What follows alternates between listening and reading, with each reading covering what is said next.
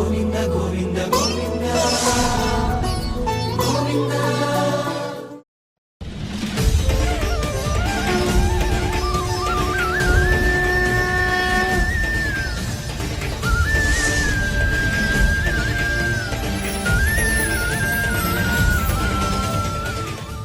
ఓం నమో వెంకటేశాయ. ఏడుకొండలవాడ వెంకటరమణ గోవింద గోవింద.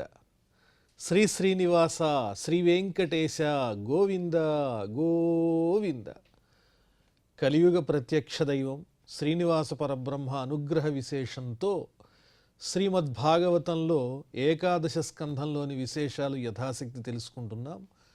నారాయణం నమస్కృత్య నరం చైవ నరోత్తమం దేవీం సరస్వతీం వ్యాసం తతో జయముదీరయేత్. సుఖయోగీంద్రుల వారు పరీక్షిన్ మహారాజునకు భగవల్లీలా విశేషాలను వర్ణించి చెబుతూ ఉన్నారు. శ్రీకృష్ణ స్వామి ఉద్ధవునకు పరమాత్మ తత్వాన్ని తెలియజేసేటువంటి సందర్భం. సత్పురుషులైనటువంటి వారి యొక్క సాంగత్యం వల్లనే మోక్షాన్ని సాధించవచ్చు అని పరమాత్మ ఉద్ధవునితో చెబుతూ ఉంటే అప్పుడు ఉద్ధవుడు ప్రశ్నిస్తున్నాడు, స్వామి అసలు సత్పురుషులంటే ఎలా ఉంటారు, వారి లక్షణాలు ఏమిటి, స్వరూపాలు ఏమిటి, అవన్నీ కూడా నాకు వివరించి చెప్పండి. మీరు శ్రీకృష్ణ రూపంలో ఉన్నారు కానీ మీరు సామాన్యమైన మానవులు కాదు. సాక్షాత్తు వైకుంఠం నుంచి అవతరించిన ఆ శ్రీ మహావిష్ణువే మీరు. ప్రకృతికి అతీతమైనటువంటి స్వరూపం మీది. ఆ సత్పురుషుల యొక్క గుణగణాలను లక్షణాలను తెలియజేస్తే తెలుసుకుంటాను అని ఉద్ధవుడు ప్రశ్నిస్తున్నారు. శ్రీ భగవానువాచ కృపాళురకృతద్రోహ తితిక్షు సర్వదేహినాం సత్యసారో అనవద్యాత్మా సమసర్వోపకారకః. ఏ కార్యాన్ని ఆచరించినా కూడా సర్వము పరమాత్మనకు నేను అర్పిస్తున్నాను, శ్రీకృష్ణార్పణమస్తు శ్రీనివాసార్పణమస్తు అనేటువంటి భావనతో ఆ కర్మలతో ఏ విధమైనటువంటి సాంగత్యము లేకుండా ఏ పని చేసినా వాటిలన్నిటినీ పరమాత్మ స్వరూపంగా భావన చేసి నిష్కామంగా ఆచరించినట్లయితే ఆ కర్మలతో సంగం ఉండదు. అలాగే చేసేటువంటి పనులు ఏ విధంగా ఉండాలి, సత్పురుషులు ఏ విధమైన ఆచరణ కలిగి ఉంటారు, అవన్నీ వర్ణించి చెబుతూ ఉన్నారు. సత్పురుషులు అనే వాళ్ళ యొక్క లక్షణం ఎలా ఉంటుందంటే కృపాళు, దయతో కూడినటువంటి స్వభావం కలిగి ఉంటారు. ఎవరికి మనస్సులో కూడా హాని తలపెట్టరు, ఎవరి యొక్క ప్రాణానికి హాని తలపెట్టరు. సహనభావంతో ఉంటారు. సమస్త ప్రాణుల పట్ల సహనం కలిగి ఉంటారు. తమ దగ్గర శక్తి ఉన్నది కదా అని ప్రాణుల్ని హింసించరు. అదేవిధంగా సత్యమే వారి యొక్క బలము. సత్యస్వభావంతోనే వారు ఎప్పుడూ ఉంటారు. అదేవిధంగా నిర్మలమైనటువంటి చక్కని హృదయం కలిగినటువంటి వారు, కపటం లేనటువంటి వారు, సమస్త ప్రాణుల యందు సమభావం కలిగినటువంటి వారు, అందరికీ ఉపకారం చేసేటువంటి లక్షణం కలిగినటువంటి వారు, ఎదుటివారి నుంచి ఏమీ ఆశించకుండా ఉపకరించటమే వారి సహజ స్వభావం, నైసర్గిక స్వభావము. దయ, సహనము, ప్రాణుల్ని హింసించకుండా ఉండడము, ఎవరికి ద్రోహం చేయకపోవటము, సహన బుద్ధి ఉండడం, ఇవన్నీ కూడా సహజంగానే కలిగి ఉన్నటువంటి వారే సత్పురుషులు అనబడతారు. కామైరహత ధీర్దాంతో మృదుశుచిరకించన అనీహోమిత భుక్షాంత స్థిరో మచ్చరణో ముని. అదేవిధంగా వారి హృదయం ఎప్పుడూ కలత చెందదు. సత్పురుషులకు కలత ఎప్పుడు చెందుతుంది? హృదయం అంటే ఆశ పెరిగితే, కోరికలుంటే ఆ వ్యామోహం వల్లే క్షోభ కలుగుతుంది. ఏదీ నాది కాదు, అంతా పరమాత్మ స్వరూపమే అనేటువంటి భావన సంపూర్ణంగా కలిగినటువంటి వారికి దేని మీద ప్రత్యేకంగా పొందాలి, ఇది నాకు కావాలనే ఆశ ఉండదు. కాబట్టి హృదయం కల్లోలంగా ఉండదు. ఇది లోకంలో మనం గమనించే విషయమేగా. దేని యందైనా ప్రత్యేకమైన ఆసక్తి కానీ ప్రేమ కానీ ఉన్నప్పుడు, అది దక్కాలి మనకి అనుకున్నప్పుడు మాత్రమే మనస్సులో కల్లోలం ప్రారంభం అవుతుంది. సముద్రంలో ఉన్న కెరటాల్లాగా ఎగసిపడుతూ ఉంటుంది మనస్సు ఉద్వేగంతో. కానీ సత్పురుషులైనటువంటి వాళ్ళు కోరికలకు లోనవ్వరు. అదేవిధంగా ఇంద్రియాలను తమ స్వాధీనంలో ఉంచుకుంటారు. ఇంద్రియాలు ఎటు పడితే అటు పారిపోవు. అలాగే మృదువైన స్వభావం కలిగి ఉంటారు. ఎవరిని ఇబ్బంది పెట్టడం, బాధ పెట్టడం వారికి ఇష్టం ఉండదు. వారి నడత 10 మంది ఆచరించే విధంగా ఉంటుంది. యద్యదాచరతి శ్రేష్ఠ తత్తదేవేతరో జనః సయత్ప్రమాణం కురుతే లోకస్తదనువర్తతే. శ్రేష్ఠుడైన వాడు ఏదైతే మంచి పనిని ఆచరిస్తూ ఉంటాడో అదే ఇతరులు చూచి నేర్చుకుంటారు. అలా నేర్చుకునే విధంగా ఉంటుంది వారి నడవడిక. ఆశాపాశములు ఏమాత్రము దరిచేరనటువంటి వారు, కోర్కెలు లేనటువంటి వారు, ఆహారాన్ని కూడా ప్రాణధారణ కోసం, దేహధారణ కోసం మాత్రమే స్వీకరించేవాళ్ళు తప్ప రుచికరమైనటువంటి భోజనం కావాలి, పదార్థాలు కావాలి అనే ఆశ వారిలో ఏ కోశమైనా ఉండదు. శాంతమైనటువంటి స్వభావము, పరమాత్మ ఎడల నిశ్చలమైనటువంటి భక్తి ప్రపత్తులు కలిగి ఉండి ఆ శ్రీ మహావిష్ణువే నాకు సర్వస్వము, ఆయన తప్ప వేరొకరు నాకు దిక్కు లేదు అని ఒక పతివ్రత అయినటువంటి భార్య తన భర్తను ఏ విధంగానైతే అనన్యగతిగా భావన చేస్తూ ఉంటుందో అలా ఆ శ్రీ మహావిష్ణువుని హృదయమునందు భావించేటువంటి వాళ్ళు, నిలుపుకునేటువంటి వాళ్ళు మాత్రమే సత్పురుషులని పిలవబడతారు. అంటే తాము ఆరాధన చేసేటువంటి దైవస్వరూపం ఏదైతే ఉందో అదే నాకన్నీ ఇవ్వగలదు అని వారి వారి ఇష్టమైనటువంటి దైవస్వరూపాన్ని నిశ్చలమైనటువంటి భక్తితో హృదయమునందు ఉంచుకుని ఆ స్వరూపమే అన్నీ ఇవ్వగలదు అనేటువంటి లక్ష్యం ఉన్నటువంటి వాళ్ళే సత్పురుషులు అని చెప్తున్నారు. అప్రమత్తో గభీరాత్మా ధృతిమాన్ జితషడ్గుణ అమానీ మానదః కల్పో మైత్రః కారుణికః కవిః. తొట్రుబాటు లేకుండా, పతనం లేకుండా జీవనంలో ఏది నిజమైన లక్ష్యమో తెలుసుకుని భ్రమ ప్రమాదాలకు లోను కాకుండా అప్రమత్తః పరమాత్మయందే ధ్యాస ఉంచి గభీరమైన లోతైనటువంటి చక్కని హృదయంతో ధైర్యము కలిగి షడ్గుణములను దాటినటువంటి వారై, ఆకలి దప్పికల పట్ల ఆసక్తి లేదు, శోకము మోహము అనేటువంటివి లేనే లేవు, శరీరానికి వృద్ధాప్యం వస్తోంది, మరణం వస్తుందేమో అనే భయం అసలే లేదు, వీటన్నిటినీ దాటినటువంటి వారే, దురభిమానం లేకుండా. దురభిమానము అంటే నన్ను ఇంత మాట అంటారా, నేనెవరు అనే భావన ఏ కోశము లేదు, ఎందుకంటే అంతా పరమాత్ముడే అనే భావన. అలాగే సమర్థమైనటువంటి హృదయ స్థైర్యం కలిగినటువంటి వారు, మైత్రీభావంతో అందరితో మెలిగేటువంటి వారు, కరుణ కలిగినటువంటి వారు, భగవత్తత్వాన్ని తెలిసినటువంటి వారు సత్పురుషులు. నాయన ఉద్ధవ, భక్తులంటే ఈ లక్షణాలన్నీ అలవరుచుకోవాలి. ఈ లక్షణాలు లేకుండా కేవలము నేను ఆ పరమాత్మని ధ్యానిస్తూ ఉంటాను అంటే ఆ పరమాత్మకు మన పట్ల ఆభిముఖ్యం కలగాలి కదా. ఆయనకు మన యందు ప్రేమ కలగాలంటే మనం కూడా తదనుగుణమైనటువంటి స్వభావాన్ని అలవరుచుకోవాలి. అదే సత్పురుష స్వభావం. దాన్ని వర్ణించి చెబుతున్నారు. ఆజ్ఞాయైవం గుణాన్ దోషాన్ మయాదిష్టానపి స్వకాన్ ధర్మాన్ సంత్యజ్య యస్సర్వాన్ మాం భజేత ససత్తమః.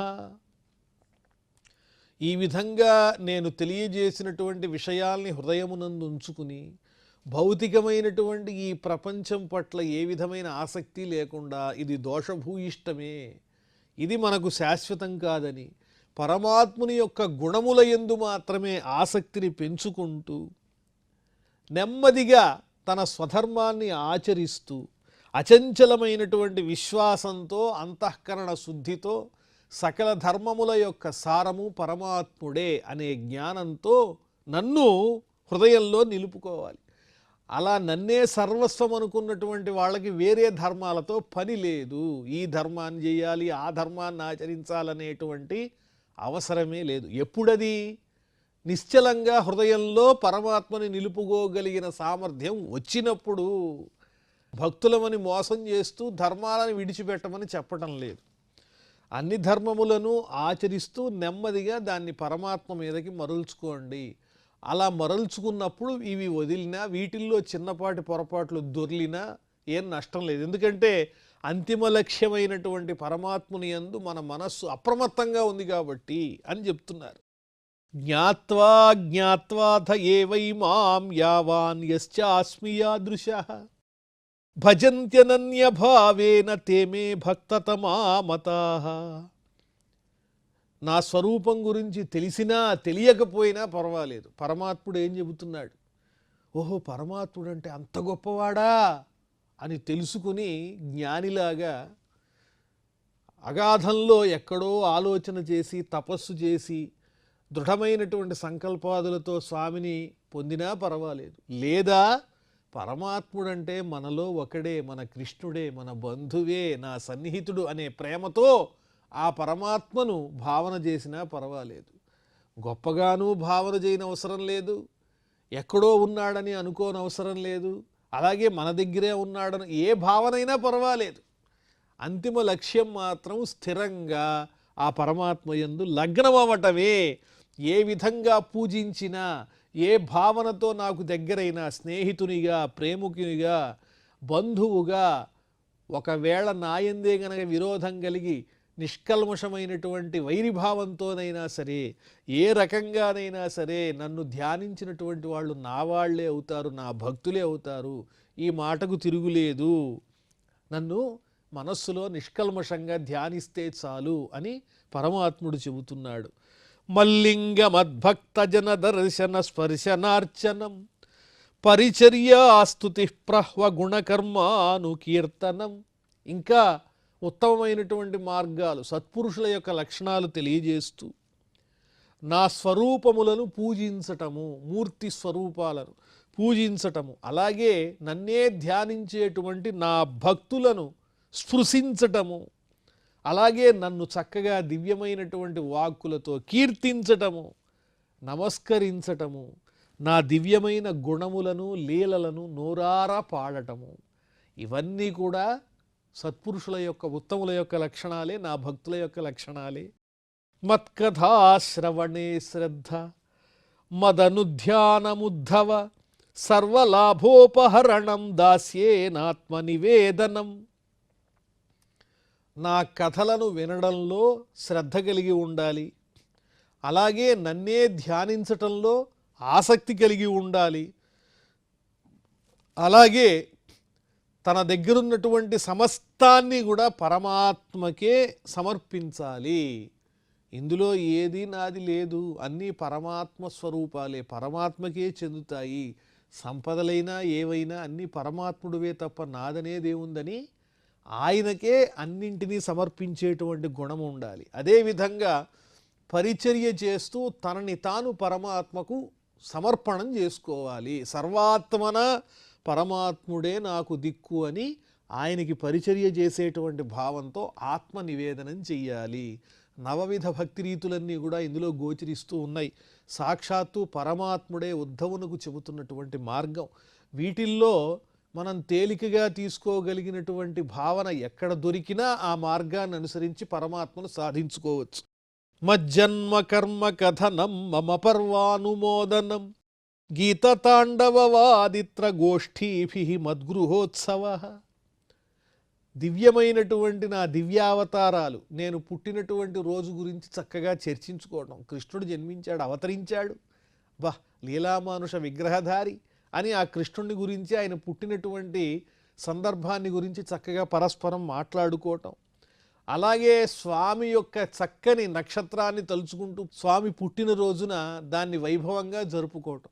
స్వామికి సందర్భానుగుణంగా స్వామికి సంబంధించినటువంటి పండుగలన్నింటినీ ఆ భగవంతుని మీద దృష్టితో ఆచరించటం, ఆ స్వామి యొక్క దివ్యమైన కీర్తనలను, గీతములను ఆలపించటం, అలాగే నాట్యం చేయటం మైమరచి స్వామిని గురించి, అలాగే దివ్యమైనటువంటి వాద్యములను మ్రోగించటం, భాగవతులైనటువంటి వారితో చక్కగా గోష్ఠి ఏర్పాటు చేసుకుని వారితో పాటు భగవత్ సంబంధమైనటువంటి చక్కని గాథలను చర్చించటం. అలా అదేవిధంగా నా మందిరంలో నేను ఉన్న చోట నాకు ఉత్సవాలను జరిపించటం, నేను నిలిచి ఉన్నటువంటి మందిరములలో దేవాలయములలో ఉత్సవాలు జరిపించటం, ఇదంతా భక్తుల యొక్క లక్షణమే, సత్పురుష లక్షణమే. ఇవన్నీ నా యందు మనసు లగ్నం చేసి చెయ్యాలి. యాత్రాబలి విధానంచ సర్వవార్షిక పర్వసు వైదికీ తాంత్రికీ దీక్షా మదీయ వ్రత ధారణం. అలాగే అనేక రకములైనటువంటి తీర్థములను సేవిస్తూ నన్ను స్మరిస్తూ ఉండడం, అనేక విధాలుగా నన్ను పూజించటం మనస్సు నా యందు ఉంచి, ప్రతి సంవత్సరము వచ్చేటువంటి పండుగలలో, ఆ సంవత్సరంలో వచ్చేటువంటి పండుగలలో నన్ను పూజించుకోవటం, వేదోక్తమైనటువంటి మంత్రములతో చక్కగా స్తుతించటం, అదేవిధంగా వైదిక విధానంతో వ్రతములను పూజలను ఆచరించటం, ఇవన్నీ కూడా భక్తుల యొక్క లక్షణాలే. మమార్చా స్థాపనే శ్రద్ధా స్వతః సంహత్య చోద్యమ ఉద్యానోపవనా క్రీడ పురమందిర కర్మణి. అదేవిధంగా నా దివ్య రూపాన్ని ప్రతిష్ఠ చేయటం, చక్కని మంత్రములతో, ఆగమోక్తమైనటువంటి మంత్రములతో నా రూపాన్ని ప్రతిష్ఠ చేయటం, అలాగే వాటి యందు పూజాధికముల యందు శ్రద్ధ కలిగి ఉండటం, తనతో పాటు ఎంతోమంది భక్తులను చేర్చి వారితో పాటు చక్కగా నన్ను స్మరించటం. గోదాదేవి ఈ విధంగానే అనేక మందిని గోపికలుగా భావన చేస్తూ వారితో పాటు తాను ఒక గోపికయ్యి చక్కగా ఆ పరమాత్ముని దగ్గరే తాను ఉన్నట్టు, వాళ్ళు ఉన్నటువంటి ఊరే ఆ పరమాత్మునికి సంబంధించిన నందవ్రజం అని భావన చేస్తూ వ్రతాన్ని ఆచరించింది, శ్రీవ్రతాన్ని ధనుర్మాసంలో. ఆ విషయం జ్ఞాపకం వచ్చే విధంగా చెబుతున్నారు. చక్కగా ఇతరులతో కలిసి అందరినీ కలుపుకుని నన్ను పూజ చేయటం, అంతేకాకుండా అనేక రకములైన ప్రజలకు ఉపయోగపడేటువంటి వనములు, ఉద్యానవనములు, దేవాలయానికి అంగభూతంగా అనేక రకములైన పుష్పములను అందించేటువంటి దివ్య వృక్షములను పెంచటము, పళ్ళ తోటలు, విహార స్థలాలు, మందిరాలు, నిర్మాణాలు, జనోపయోగమైనవి, భగవంతుని ఆలయానికి సంబంధించినటువంటి అనేక రకములైనటువంటి ఉద్యానవనాదులు, ఇవన్నీ కూడా నిర్మించటం ద్వారా పరమాత్మ యందు భక్తి పెరుగుతుంది అని చెబుతున్నారు. ఇవన్నీ భక్తిపూర్వకంగా చేయవలసినవి. సమ్మార్జనోపలేపాభ్యాం శేకమండలవర్తనై గృహ శుశ్రూషణం మహ్యం దాసవద్యదమాయయ. కపటం లేకుండా చెయ్యాలి ఏం చేసినా, ఇదే ప్రధానమైన లక్ష్యం. డాంబికంగా 10 మందిలోనూ నేర్పు, గుర్తింపు, అలాగే పేరు రావటం కోసం చెయ్యటం కాదు. కేవలము పరమాత్మ యందున్నటువంటి భక్తితోనే ఇవన్నీ ఆచరించాలి. ఏం చెయ్యాలి? భగవంతుని యొక్క ప్రాంగణం అంతా కూడా చక్కగా నీరు జల్లి తొడవటం, అలకటం, అందంగా నీరు చల్లటం, సర్వతోభద్రమండలం ఇత్యాదిగా కలిగినటువంటి పూజార్హములైనటువంటి మండలములను చక్కగా ఏర్పాటు చేసి భక్తితో ఆ స్వామిని పూజించటము, సేవకుని వలె ఉండడము, దాసుని వలె, అమాయయ, మాయా లక్షణం లేకుండా దాసుని వలె నిష్కపటంగా ఈ రకంగా పరమాత్మను సేవించాలి అని చెబుతున్నారు.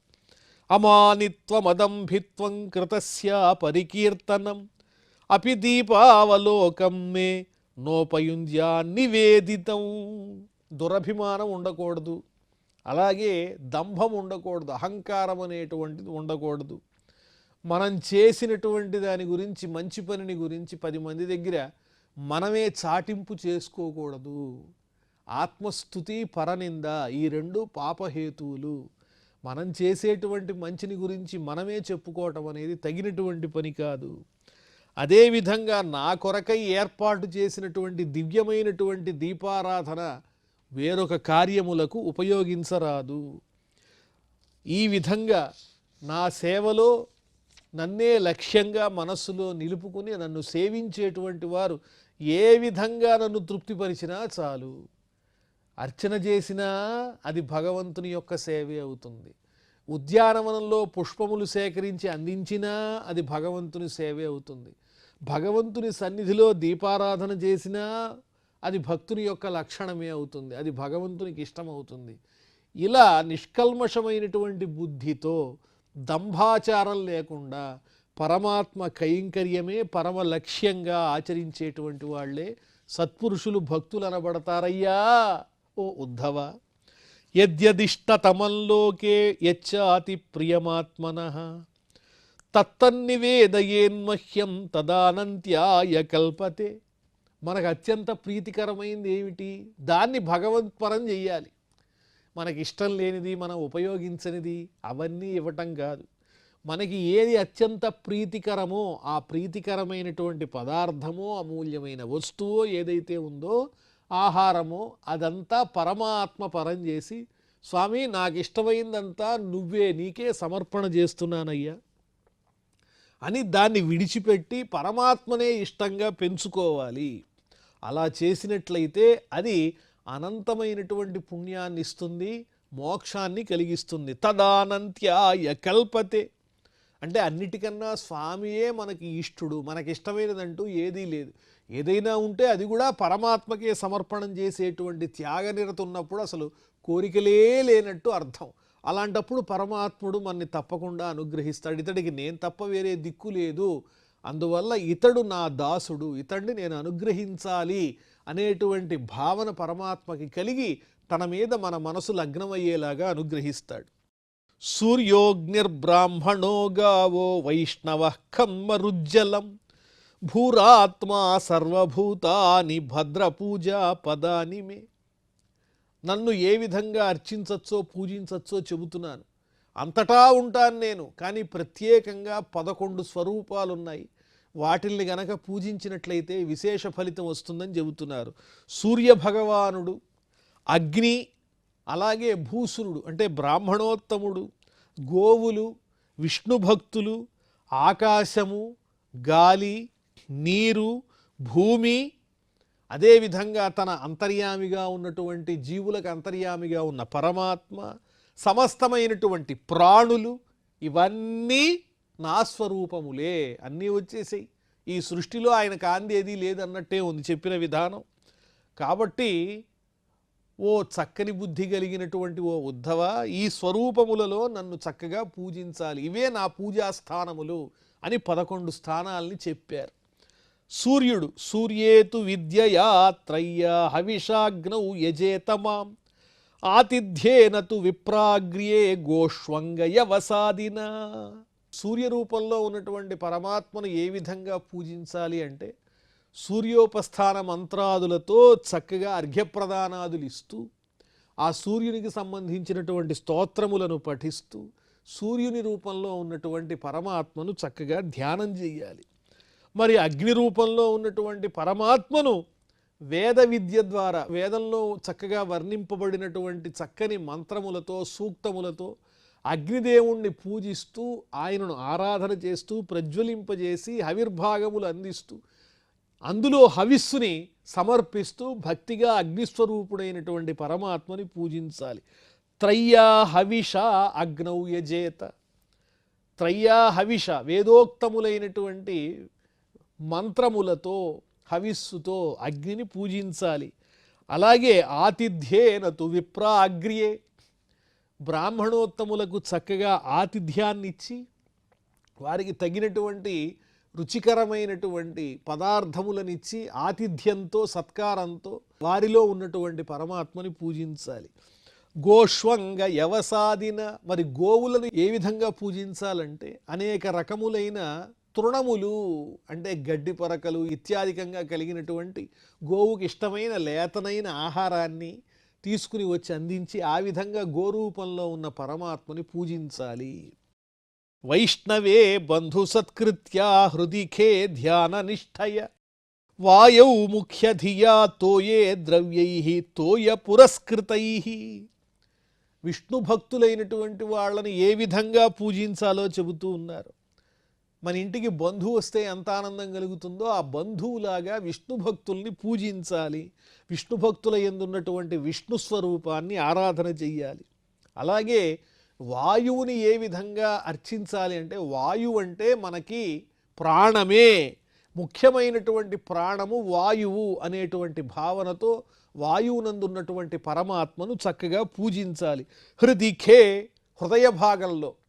హృదయ భాగంలో ఆకాశ స్వరూపంలో ఉన్నటువంటి పరమాత్మను హృదయంలో నిలుపుకుని ఆకాశ స్వరూపంగా ఆ పరమాత్మని పూజించాలి. హృదిఖే ధ్యాన నిష్ఠయ, ధ్యానంలో ఉండి హృదయంలో ఆకాశ స్వరూపునిగా ఉన్నటువంటి పరమాత్మను భావన చెయ్యాలి. అదేవిధంగా వాయువే ముఖ్యమైన ప్రాణము అనేటువంటి భావనతో వాయువు యందున్నటువంటి పరమాత్మను ఆరాధన చెయ్యాలి. మరి జలాన్ని ఏ విధంగా ఆరాధన చెయ్యాలంటే, జలాన్ని ఎప్పుడూ కాలుష్యం చేయకుండా పవిత్రంగా ఉంచుతూ దాని యందు పవిత్రమైన ద్రవ్యాలను మాత్రమే ఉంచాలి. పుష్పాలు ఇత్యాది పూజా ద్రవ్యాలు, అంతేగాని అందులో మలినమైనటువంటి పదార్థములను కలపకూడదు. పవిత్రంగా జలములను భావన చేస్తూ పుష్పాదులతో నీటి యందున్నటువంటి పరమాత్మను చక్కగా పూజించాలి. ఆ తరువాత స్థండిలే మంత్రహృదయై భోగై ఆత్మానమాత్మని క్షేత్రజ్ఞం సర్వభూతేషు సమత్వేన యజేతమాం. ఇంకా భూమి యందు స్థండిలే అంటే భూమి యందు చక్కగా స్వామి యొక్క రూపాన్ని నిలిపి ఆ అర్చామూర్తిని చక్కగా పూజించాలి. అదేవిధంగా అనేక రకములుగా మన యందున్నటువంటి పరమాత్మ స్వరూపుడైన ఆత్మస్వరూపాన్ని, అంతర్యామిగా ఉన్నటువంటి పరమాత్ముణ్ణి భావన చేసుకోవాలి హృదయమునందు. మనం అనుభవించే భోగాలన్నీ, ఆహారంగా స్వీకరించే పదార్థాలన్నీ ఈ దేహానికి కాదు, అంతర్యామిగా ఉన్నటువంటి పరమాత్మకే మనం అర్పణ చేస్తున్నామనేటువంటి భావనతో ఆ హృదయమునందున్న అంతర్యామిగా ఉన్న పరమాత్మకే సమస్తమైనటువంటి ఉపచారములు చేస్తున్నట్లుగా దేన్నైనా మనం స్వీకరించాలి. క్షేత్రజ్ఞం సర్వభూతేషు సమత్వేన యజేతమాం. సమస్తమైన ప్రాణుల యందు పరమాత్ముడే నిలిచి ఉన్నాడు, క్షేత్రజ్ఞుడు. సమస్త దేహధారులైనటువంటి జీవులందరిలో, స్థావర జంగమములలో ఉన్నటువంటి వాడు పరమాత్ముడు ఒక్కడే అనే సమభావంతో పరమాత్మని పూజించాలి అని 11 విధములైనటువంటి పరమాత్మ యొక్క స్థానములు ఏవైతే ఉన్నాయో అవి వర్ణించి చెబుతూ ఉన్నారు.